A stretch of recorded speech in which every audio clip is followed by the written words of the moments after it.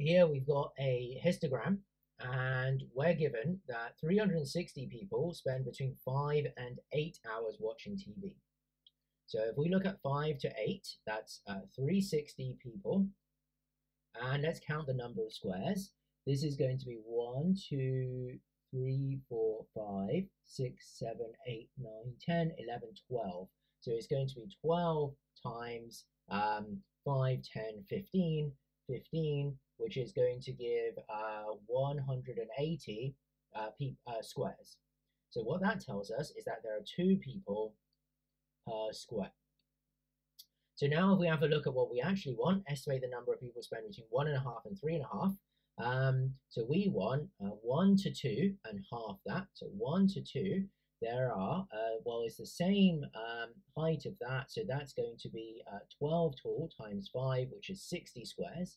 60 squares, which is 120 people. And we want half that because we only want 1.5 to 2. So that goes to 60 people. Similarly, between 3 and 4, we've got, so that's going to be, I think this is 10, that's 20, that's going to be 1, 2, 3, 4, 5, 1, 2, 3, 4, 5. So that's going to be 30 tall times 5, which is 150 squares. So 3 to 4 is 150 squares, which is going to get 300 people, but we want half that, so 150 people here as well. So that's 300, but we want half that, and that's 150. And then we want 2 and 3, and we want all of it.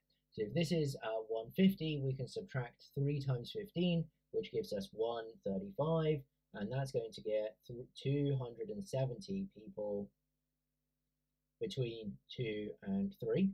So in total, we've got 270 plus 150 plus 60, which is going to be 480 people. What assumptions did we have to make? So we had to make, the only assumption we had to make was that half the number of people between 1 and 2 were between 1.5 and 2, and half the number of people between 3 and 4 were between 3 and 3.5. So normally when we have group data, we have to make the assumption that they're all evenly distributed within each class. But because we didn't have to calculate anything too difficult, we only cared about a half of that class and a half of that class, we had to make significantly fewer assumptions than we normally have to do.